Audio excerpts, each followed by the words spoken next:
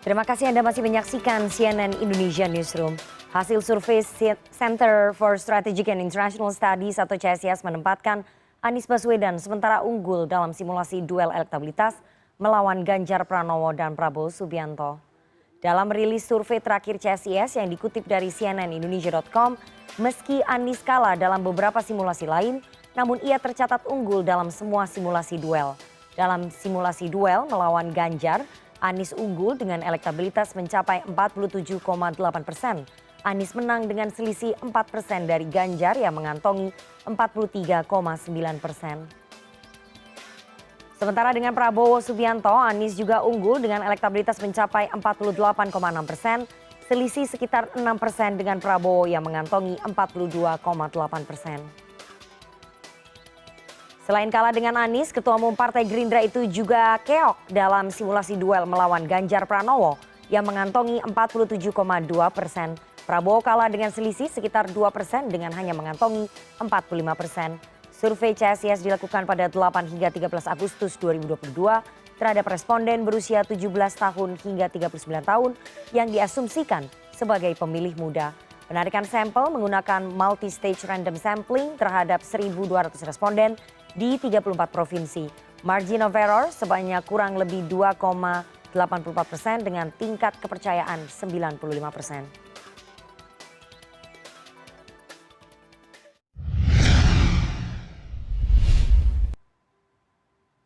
Hasil survei Center for Strategic International Studies atau CSIS menempatkan Gubernur DKI Anies Baswedan unggul sementara dalam simulasi duel elektabilitas melawan Ganjar Pranowo dan Prabowo Subianto pada pemilu presiden 2024. Survei CSIS dilakukan pada 8 sampai 13 Agustus terhadap responden berusia 17 sampai 39 tahun sebagai pemilih milenial. Bagaimana kemudian peluang dari Anies Baswedan dan Ganjar Pranowo di mata pemilih muda pada Pilpres mendatang? Untuk membahasnya lebih dalam, kita sudah terhubung melalui sambungan Zoom dengan Kepala Departemen Politik dan Perubahan Sosial CSIS, Arya Fernandes. Selamat sore, Mas Arya. Selamat sore, Rifana. Apa kabar? Baik, alhamdulillah. Ketua GP Mania, Immanuel Ebenezer. Selamat sore, Mas Noel. Selamat sore, Mbak Rifana. Dan Selamat sore Koordinator semua. Presidium Relawan Anies, Laude Bashir. Selamat sore, Bang Laude. Selamat sore, Bang Laude. Selamat sore, Oke, Rifana. saya mau ke Mas Arya terlebih dahulu. Mas Arya, bagaimana hasil survei CSIS terhadap preferensi pemilih muda pada pemilu 2024? Bisa Anda paparkan secara singkat, Mas Arya? Baik, terima kasih Rifana. Pertama, saya ingin sampaikan bahwa pemilih muda ini punya posisi penting dan strategis dalam pemilu 2024 mendatang, karena porsi mereka menurut hitung-hitungan kami diperkirakan akan mencapai 60% ya. Kalau dikonversi menjadi pemilih itu jumlahnya sekitar 114 juta. Jumlah yang banyak tentunya untuk dapat mengubah peta elektoral kandidasi capres. Nah, CSIS baru saja melakukan rilis ya, tepatnya kemarin, ingin melihat kira-kira anak muda ini bagaimana pandangan dan preferensi mereka soal banyak isu, salah satunya soal isu capres dan partai politik dan isu-isu strategis lainnya. Nah, kami melakukan beberapa simulasi. Jadi ada 4 simulasi. Pertama simulasi 14 nama, kemudian simulasi 7 nama, kemudian simulasi 3 nama, dan simulasi head to head. Head to headnya sendiri pun dilakukan dalam 3 versi ya. Nah, saya ingin bahas dulu di simulasi pertama di 14 nama. Saat dilakukan simulasi pada 14 nama, memang menunjukkan Pak Ganjar di angka 25,9, disusul oleh Pak Prabowo 19,2, Pak Aniesnya 18,1 ya. Di simulasi 7 nama, urutannya nggak banyak berubah ya. Pak Ganjar masih di urutan pertama, disusul Pak Prabowo dan Pak Anies. Tetapi muncul perubahan ketika kita lakukan simulasi 3 nama ya. Kenapa 3 nama ini penting untuk diuji? Karena peta hari ini itu menunjukkan paling tidak 3 nama ini yang potensial secara politik dan potensial juga secara elektoral untuk dicalonkan partai. Makanya kami uji 3 nama ini. Nah, ketika 3 nama ini, itu kan nama-nama yang 7 itu nggak kita tanyakan lagi, sehingga terjadi migrasi. Nah, posisinya berubah ya. Pak Ganjar pertama, kemudian Pak Anies urutan kedua, dan Pak Prabowo urutan ketiga. Nah, yang menarik adalah ketika kami melakukan uji simulasi head to head. Kenapa head to head? Nah, saya perlu jelaskan dulu nih, Rifana. Pertama, head to head penting diuji karena ketika muncul 3 nama, tidak ada calon yang dominan. Tidak ada calon yang mendapatkan suara 50% lebih dari satu. Sehingga kemungkinan Pilpres akan berlangsung dalam 2 putaran. Sehingga kita perlu uji. Kalau calon tertentu masuk di putaran kedua, siapa yang akan menang. Yang kedua juga soal adanya isu yang beredar soal potensi 2 pasang. Nah, dalam head to head kami lakukan 3 skenario ya. Skenario pertama, bagaimana kalau yang akan bertarung di dalam 2 nama itu adalah Pak Anies dan Pak Ganjar. Hasilnya menunjukkan saat survei dilakukan itu Pak Anies unggul ya dengan suara 47,8. Disusul Pak Ganjar 43,9. Pertanyaannya kenapa bisa unggul? Padahal di simulasi sebelumnya Pak Anies di urutan ketiga. Nah, ini yang perlu dijelaskan. Kenapa? Karena terjadi proses switching dari pemilih.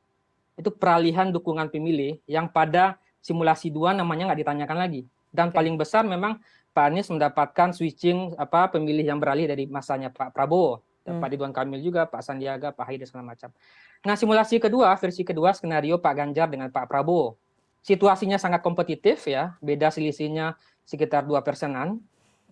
Tapi kami juga uji skenario terakhir yaitu bagaimana dengan Pak Anies dan Pak Prabowo. Situasinya juga menunjukkan angka Pak Anies 48, Pak Prabowo 42. Jadi itu kondisi yang kita potret saat survei dilakukan dan memang menunjukkan ada tren yang berubah gitu ya. Oke, tapi ini kalau dilihat angkanya tipis-tipis sekali perbedaannya. Mas Arya, saya ingin tanya karakter pemimpin seperti apa kemudian yang diinginkan oleh pemilih muda dari hasil surveinya CSIS? Baik, ini pertanyaan yang menarik dan ini bagian penting yang kita ulas di survei itu. Kami melihat ada perubahan psikologis pemilih ya, ada perubahan karakteristik pemilih muda yang 17 sampai 39 tahun ini di 2024. Kalau di 2 pemilu sebelumnya, pemilih itu suka karakter pemimpin yang merakyat dan sederhana. Ketika itu yang suka jujur anti korupsi hanya di atas angka 10%-an. Ya. Tapi saat survei ini dilakukan terjadi perubahan yang drastis. Orang suka pemimpin, sebagian besar dari pemilih muda suka pemimpin yang kredibel, yang berintegritas, yang kita sebut dengan pemimpin yang jujur dan anti korupsi. Nah, jadi terjadi perubahan dari sisi corak pemimpin yang disukai oleh anak muda ke depan. Ya. Oke, jadi jujur dan anti korupsi itu menjadi preferensi utama pemilih muda dalam menentukan pilihan pada Pilpres 2024. Menarik sekali. Saya mau minta tanggapan dari relawan masing-masing baca pres.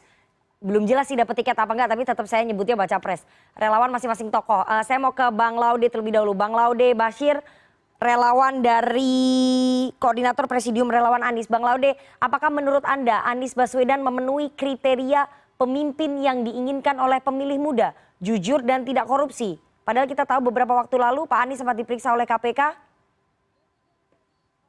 Ya, pertama jauh sebelum Pak Anies diperiksa oleh KPK dalam konteks untuk memverifikasi terkait permasalahan Formula E. Ya, kemudian ketika keluar pun berita yang diungkapkan oleh KPK dan diungkap dari berbagai media memang hanya sebatas mencari data, ya, diperiksa untuk mencari data, ini tetap poinnya. Tapi jauh sebelum itu dalam berbagai kasus kita tahu bahwa Anies Rashid Baswedan itu banyak terlibat dalam kasus panitia ad hoc dalam penanganan permasalahan-permasalahan di KPK atau permasalahan-permasalahan dalam bentuk mengaitkan dengan integritas dari orang.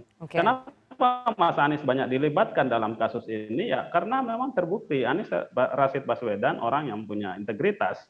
Nah, ini adalah poin yang memang menjadi keunggulan Pak Anies dan bisa kita lihat juga dalam survei lain tingkat kepuasan warga DKI terhadap Anies Rashid Baswedan itu sangat tinggi, 76% lebih. Poin terbesar yang diungkap juga memang adalah karena poin-poin kinerja, poin yang menunjukkan memang Anies Rashid Baswedan satu antara kata, antara janji dan perbuatan yang kemudian itu berwujud sebagai pemenuhan dari kata-kata tadi. Hasilnya bisa dilihat, kebijakannya bisa dilaksanakan. Ini ciri khas orang yang punya integritas. Oke, jadi menurut Anda jagoan Anda memenuhi kriteria calon pemimpin yang diidamkan oleh pemilih muda begitu ya Bang Laude ya? Ya, pemilih muda yang menginginkan masyarakat Indonesia lebih cerdas sebagaimana amanah pembukaan UUD Oke. 1945, amanah kita dimerdekakan itu Hmm. adalah untuk mencerdaskan kehidupan Baik, baik. bangsa dan itu representatif dengan Pak Anies. Oke, Ya, akademisi oke. juga beliau titel akademiknya sangat memenuhi untuk itu. Oke, kita mau ke Mas Noel. Mas Noel sebagai relawan dari GP Mania. Mas Noel, menurut Anda apakah kemudian Ganjar Pranowo memiliki kompetensi membuat perubahan atau inovasi karena salah satu yang diinginkan oleh pemilih muda ini adalah pemimpin yang mampu membuat perubahan ataupun membuat inovasi. Apa kemudian contohnya perubahan ataupun inovasi yang dilakukan oleh Pak Ganjar di Jawa Tengah? Mas Noel. Oke, Mbak, Mas Ganjar, kriteria apa yang disampaikan Mas Arya Fernandes tadi sangat memenuhi. Hmm. Salah satu poin yang tadi disampaikan Mas Arya adalah tokoh yang merakyat dan sederhana. Kalau ditanya berkaitan dengan program keberpihakan terhadap kaum muda, salah satu adalah yang dilakukan Mas Ganjar di Jawa Tengah adalah mengedukasi masyarakat itu melek digital. Itu selalu yang digaung-gaungkan oleh Mas Ganjar. Semua laporan itu berbasis digital. Nah, ini yang menjadi terobosan di Jawa Tengah yang dilakukan oleh Mas Ganjar. Itu salah satunya. Tapi sekali lagi prinsipnya apa yang CSS keluarkan ini itu bentuk provokasi yang menantang kami. Kami senang sekali apa yang hasil yang dikeluarkan oleh CSIS. Artinya ketika dua kandidat head to head, Mas Ganjar kalah. Tapi kami punya keyakinan cukup besar. Ini dua tokoh ini sama-sama punya kualitas. Tapi karena saya pendukung Mas Ganjar, saya punya keyakinan Mas Ganjar lebih berkualitas lah. Karena ini subjektivitas. Tapi memang lebih baik nanti diuji gagasannya aja, gagasan dan program. Karena Mas Anies juga punya gagasan dan program. Begitu juga Mas Ganjar Pranowo yang hari ini memimpin Jawa Tengah.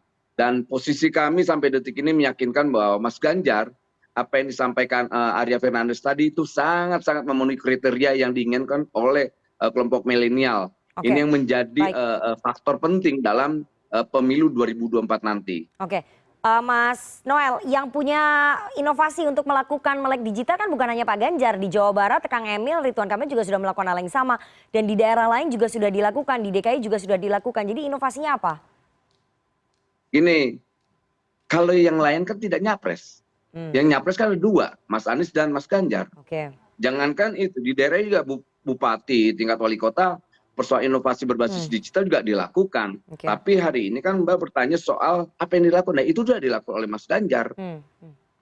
Dan itu juga sudah dilakukan oleh Mas Anies. Karena dua-duanya yang menyalonkan, yang kita bahas kan dua-duanya. Oke. Tidak mungkin saya ngebahas Mas Ridwan Kamil yang tidak menyalonkan. Nggak mungkin saya ngebahas Mbak Kofifa yang tidak menyalonkan. Gitu. Oke, kalau jujur dan tidak korupsi itu masuk kriteria juga ya, Mas Noel? Sangat masuk. Sangat masuk.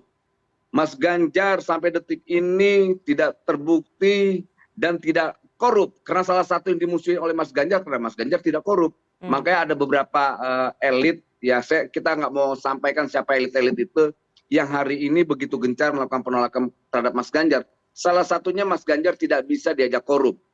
Karena APBD yang dipertanggungjawabkan Mas Ganjar adalah untuk rakyat Jawa Tengah. Dan itu dia pertanggungjawabkan dengan apa?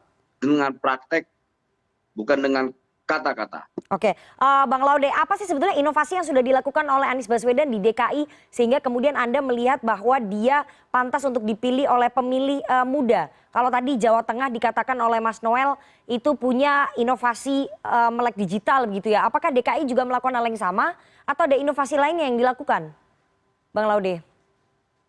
Sangat banyak, Mbak. Bicara masa depan Indonesia kan kita bicara anak muda. Ya, apa yang paling diinginkan oleh anak muda? Ya tentu dunia hari ini dunia digital tidak hanya terkait melek digitalnya, tapi bagaimana fasilitas yang mendukung untuk digital itu. Di Jakarta sangat banyak dibuka ruang ketiga, ruang menjadi tempat interaksi kaum muda. Tapi tidak hanya itu, di ruang ketiga itu kemudian dibuka akses internet yang sangat bebas bagi masyarakat, sehingga bisa mengakses kemajuan dan lain sebagainya. Contoh kasus lainnya berikutnya adalah misal tentang kesetaraan antara daratan 5 kabupaten kota di Jakarta dengan 1 kabupaten di Pulau Seribu, ya. Mas Anies datang, bagaimana kemudian pemenuhan listrik, bagaimana kemudian pemenuhan akses internet, listrik dan akses internet juga adalah membuka dunia tentang bagaimana kita bicara masa depan.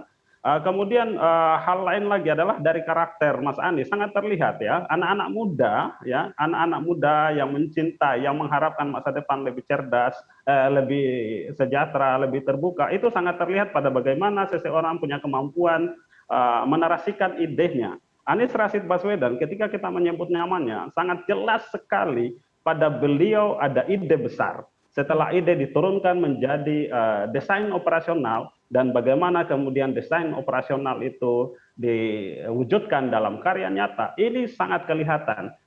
Anak-anak muda yang mencintai pelajaran, yang mencintai kemajuan, mengharapkan sosok yang diilustrasikan smart seperti ini. Pada poin karya nyata misalkan kita lihat pada bagaimana Mas Anies Rashid Baswedan menghadirkan fasilitas-fasilitas olahraga, ya, tidak hanya JIS, ya. Di Jakarta itu banyak fasilitas olahraga yang memang dicintai, digandrungi oleh anak-anak muda yang bisa diakses secara gratis. Ya, itu kemudian terkait kejujuran. Terkait integritas, Jakarta pada gubernur sebelumnya tidak pernah WTP. Rashid Baswedan hadir dengan menghadirkan pengelolaan keuangan kredit WTP dari BPK selama 5 tahun masa kepemimpinannya. Oke, saya mau ke Mas Arya lagi. Mas Arya, ini kalau dari hasil survei CSIS kita lihat bahwa hasil elektabilitas 2 capres angkanya tipis-tipis sekali antara Anies versus Ganjar, Anies versus Prabowo, dan Ganjar versus Prabowo. Analisanya CSIS apa yang membuat angka perbedaannya ini tipis sekali? Range-nya tipis sekali, kenapa nih Mas Arya? Oke, baik. Kalau kita lihat memang range-nya itu di bawah 5% ya, perbedaan selisih antar dua kandidat yang dikontestasikan. Ada beberapa penjelasan. Yang pertama menunjukkan bahwa memang pilpres kita ke depan, kalau diikuti oleh ketiga calon ini, diprediksi akan sangat kompetitif. Ya. Akan sangat ketat, di mana jaraknya nanti tidak akan lebih dari 5%. Itu yang pertama. Yang kedua, aspek soal calon definitif ya. Saya kira saat ini kan relatif sebenarnya belum ada calon yang benar-benar firm ya.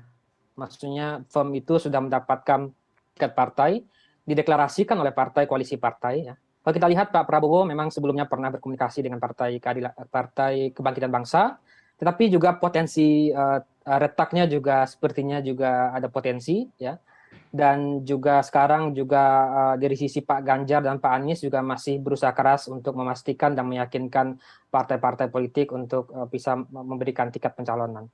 Nah itu aspek kedua soal kepastian pencalonan. Aspek yang ketiga saya kira juga adalah durasi kampanye kita yang belum terjadi gitu ya, sehingga masyarakat belum secara utuh melihat kira-kira ini anak muda, dan anak muda ini mereka generasi yang berbeda karena mereka concern pada isu-isu kesehatan, lingkungan, ya, ketenagakerjaan, isu demokrasi dan pemberantasan korupsi. Nah kita ingin dengar nih, kira-kira 2 capres potensial atau 3 capres potensial ini apa program mereka terhadap Indonesia ke depan, gitu ya. Kalau mereka sudah kampanye berbasis isu, mungkin dugaan saya akan mulai mengerucut dukungan publik itu. Gitu. Oke, jadi gapnya mungkin saja bisa lebih lebar atau lebih sempit lagi, kita tidak tahu pada saat masuk ke dalam musim kampanye dan mereka menyampaikan visi dan misinya, begitu ya Mas Arya ya? Iya, benar sekali. Nanti setelah jeda saya akan bahas lebih dalam soal peluang para jagoan ini, peluangnya jagoannya Bang Laude dan juga jagoannya Mas Noel, apakah kemudian dengan modal elektoral di survei yang cukup tinggi kemudian serta-merta akan bisa maju ke dalam kontestasi? Tidak semudah itu tampaknya karena semua nasibnya ada di tangan partai politik, tapi kita harus jeda terlebih dahulu. Jangan kemana-mana, tetap bersama kami di CNN Indonesia Newsroom.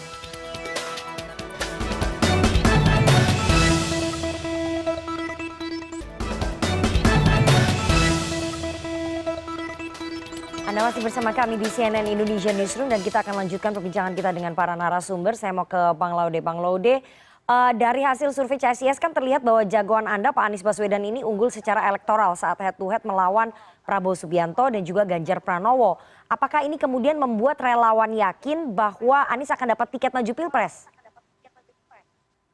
Ya, pembicaraan tentang elektoral dan pembicaraan tentang pada bagaimana untuk bisa dapat tiket itu suatu hal yang kait-mengkait lah. Ya. Elektabilitas itu erat kaitannya dengan pada bagaimana seseorang bisa diusung oleh partai politik. Karena menurut saya kalau dari pengalaman-pengalaman pemilu sebelumnya kita lihat ya partai politik dibuatkan untuk menang. Selalu saja partai politik mengharapkan kotel efek dari seorang calon yang punya elektabilitas tinggi. Nah, kalau kita melihat dari rujukan tadi, saya yakini bahwa dengan tingginya elektabilitas Mas Anies, insya Allah pasti ada partai yang menjagokan Mas Anies untuk diusung sebagai calon presiden di tahun 2024 tadi. Tapi pada sisi lain juga saya dan teman-teman relawan, kurang lebih ada hampir 100-an simpul relawan yang mendukung Mas Anies yang hari ini bekerja di seluruh Indonesia, menyadari bahwa apa data-data yang dikemukakan oleh lembaga survei itu ya sebagai sebuah pengetahuan kami terima sebagai sebuah pembelajaran, tapi bahwa itu menjadi sebuah rujukan tentu saja belum secukupnya lah. Karena apa? Rata-rata semua partai politik pun kita para relawan juga punya data-data, punya konsultan yang kemudian juga melakukan survei dan data-datanya kita tidak publish. Oke. Tapi relawan optimis berarti kalau Anies Baswedan dapat tiket dari parpol begitu ya, dengan modal elektoral yang cukup tinggi itu. Betul, ya bekerja harus optimis Mbak kan gitu ya. Insya Allah pepatah orang tua kita mengatakan bahwa hasil tidak pernah mengkhianati usaha. Kita maksimalkan usaha untuk hasil yang lebih baik. Ya, saya mau ke Bang Noel. Bang Noel, dari hasil survei CSIS sebetulnya Mas Ganjar ini unggul di beberapa simulasi begitu ya, termasuk unggul melawan Pak Prabowo Subianto, tetapi kalah melawan Anies Baswedan pada saat duel. Ini relawan menilai bahwa campaign di sosial media kurang mampu mendongkrak suaranya Pak Ganjar Pranowo, atau karena memang belum solid ini suara di PDI Perjuangan untuk mendorong Pak Ganjar maju? Ya, mungkin salah satu faktornya adalah keraguan publik ya, keraguan pendukung Mas Ganjar yang dilakukan oleh PDIP itu sendiri. Karena ini kan dua-duanya Mas Ganjar dan Mas Anies kan dua-duanya tidak memiliki partai. Tapi kita masih punya keyakinan bahwa PDIP dengan Ibu Mega sebagai pimpinan partai akan melihat rasional dalam memilih atau mengambil keputusan untuk 2024 nanti. Artinya begini, nggak mungkin secara emosional dia harus mendukung anaknya yang kita lihat elektabilitasnya sangat rendah. Pilihannya yang paling bagus adalah memilih sosok pimpinan, sosok kandidat yang punya elektabilitas tinggi. Kedua, mempunyai dampak elektoral. Kalau seandainya tidak mempunyai dampak elektoral, buat apa? Hanya merusak partai itu sendiri. Yang namanya partai kan yang diinginkan adalah kemenangan. Tujuan utama mereka adalah kemenangan. Kemudian di bawah-bawahnya persoalan yang lain itu teknis dalam internal partainya. Tapi tujuan utama dalam kontestasi politik ke depan, partai kan untuk menang. Seperti itulah Mbak. Nah, makanya kami punya keyakinan sampai detik ini bahwa Mas Ganjar itu belum aja dihajar oleh internal PDIP aja, elektabilitasnya masih tetap tinggi. Apalagi nanti kalau seandainya sudah ada keputusan Mas Ganjar diusung oleh PDIP, saya yakin itu lompatannya akan lebih jauh. Seperti itulah. Jadi menunggu hasil keputusan dari Megawati ya, apakah dapat tiket itu yang akan menentukan nanti apakah elektoralnya Ganjar Pranowo bisa naik atau tidak. Saya mau ke Mas Noel lagi. Mas Noel, apa kemudian strategi relawan untuk bisa menjual Ganjar Pranowo di kalangan pemilih milenial, selain kemudian beliau sudah mengkapitalisasi campaign di sosial media, tapi strateginya apa nih untuk menggrab ataupun merebut perhatian dari pemilih muda? Ini pertama gini Mbak, persis apa yang disampaikan CSS tadi. Karakter anak muda ini tipikalnya tidak suka dengan sosok yang sangat elitis. Pertama itu. Kedua, pemilih kaum muda ini tidak suka yang namanya sosok pemimpin yang anti terhadap gerakan kaum muda. Nah, dua isu ini yang selalu kami branding atau kami sosialisasikan ke kawan-kawan milenial, khususnya Gen Z ini, bahwa ya sosok Ganjar itu kita lihat kan orangnya melek digital, orangnya lucu, lantas tidak hipokrit gitu atau munafik. Nah, anak muda tuh suka sosok yang kayak begini gitu. Nah, itulah karakter itu yang selalu kami tonjolkan selain program-program dan gagasan-gagasan yang sudah dilakukan Mas Ganjar. Oke. Seperti itu Mbak Vina. Oke, jadi packagingnya begitu ya, menurut Anda sudah bisa untuk bisa merebut suara pemilih muda, packagingnya. Tapi kan sekali lagi untuk menjadi pemimpin bukan hanya packaging yang penting, tapi konten apa yang kemudian bisa dilakukan untuk memimpin suatu negara. Gagasannya kan udah ada tuh Mbak, programnya sudah dilakukan di Jawa Tengah. Dan itu kan tidak bisa dibohongi lagi dengan era digital sekarang. Mana bisa misal kayak Mas Ganjar bilang bahwa kami sedang memajukan Jawa Tengah dengan membangun bandara, kemudian 43 revitalisasi 43 pasar di Jawa Tengah, kan itu nggak bisa nge-bluffing, benar nggak itu? Kan bisa di-tracking nanti. Nggak bisa lagi berbohong lah dengan era digital sekarang, Mbak. Ya, artinya keterbukaan publik. Saya mau ke saya mau ke Bang Laude. Bang Laude, apa kemudian yang dilakukan oleh relawan yang tadi katanya Anda sudah ada 100 simpul relawan, apa yang dilakukan oleh relawan untuk bisa meyakinkan pemilih muda memilih ataupun nunjuk jagoan Anda Pak Anies Baswedan dalam Pilpres mendatang? Bagaimana merebut suara pemilih muda ini? Ya, bicara anak muda itu bicara harapan, bicara masa depan. Kan, gitu ya. Dan itu kemudian harus dilihat, orang yang bisa memberikan kita harapan itu adalah orang yang bisa mempunyai ide dan gagasan besar, kemudian membuka ruang kreasi. Ya. 2 poin itu. Punya ide gagasan besar, punya ruang kreasi. Anies Rashid Baswedan dari gagasan-gagasannya sangat terlihat. Beliau adalah orang yang sangat smart dan itu diidamkan oleh anak-anak muda. Para pembelajar di kalangan sekolah itu sangat mencintai Anies Rashid Baswedan. Tapi inovasinya apa, Bang Laude? Terhadap anak muda ini? Yang kedua adalah Anies Rashid Baswedan sangat membuka ruang kreasi. Mbak bisa tahu apa itu SCBD. Ya, yang Anies sendiri tidak tahu. Anak-anak muda yang membuka ruang kreasi itu bahwa SCBD adalah Citayam, Bonjogede, Sudirman kan gitu, Sudirman Depok. Itu apa artinya? Di Jakarta sangat banyak dibuka ruang terbuka yang menjadi tempat ruang berkreasi. Untuk anak yang muda. Yang viral memang hanya di kawasan itu, tetapi sangat banyak di bilangan Jakarta ini tempat-tempat kreasi di mana anak-anak muda bisa menunjukkan ruang kreasinya. Ya, masa depan itu bicara pemimpin yang bagaimana kemudian dengan kecerdasannya, dengan smartnya bisa berhubungan dengan berbagai pihak, bisa membangun lobby sehingga bisa mendatangkan banyak investasi. Investasi akan bertujuan pada keterbukaan lapangan pekerjaan. Anak-anak muda bicara harapannya, bicara masa depannya, bicara keterbukaan lapangan pekerjaan. Anies Rashid Baswedan sangat kelihatan membuka harapan itu. Kemudian Anies Rashid Baswedan juga sangat peduli pada lingkungan. Dalam berbagai forum dunia, ya, terkait dengan lingkungan, terkait dengan kesehatan, Anies Rashid Baswedan tampil di situ. Bicara Formula E bukan bicara lombanya sebenarnya, bicara turnamennya urusan kecil. Yang paling besar itu adalah bicara tentang pada bagaimana kampanye global tentang lingkungan hidup. Mobil listrik adalah mobil masa depan. Anies Rashid Baswedan hadir dengan mengkampanyekan mobil yang menjadi idaman masa depan. Dan masa depan itu adalah anak muda. Terakhir Mas Arya, sarannya CSIS kepada relawannya Anies Baswedan dan juga Ganjar Pranowo untuk merebut suara pemilih muda yang jumlahnya mencapai 54% di pemilu 2024 seperti apa? Singkat saja Mas Arya. Pemilu 2024 itu menandai saya kira era baru pemilih ya, di mana pemilih mudanya sangat konsen pada isu-isu strategis dan itu tentu juga akan mewarnai arah kebijakan kita pasca 2024 ya. Nah, generasi ini hidup dalam situasi sulit masa pandemi, setelahnya ada ketidakpastian ekonomi, ada isu dampak perubahan iklim dan segala macam. Jadi capres memang harus bicara ide, harus bicara gagasan dan harus mengkomunikasikan kira-kira kebijakan apa yang akan mereka dorong kalau mereka terpilih. Itu yang saya kira bisa membuat anak-anak muda ini tertarik.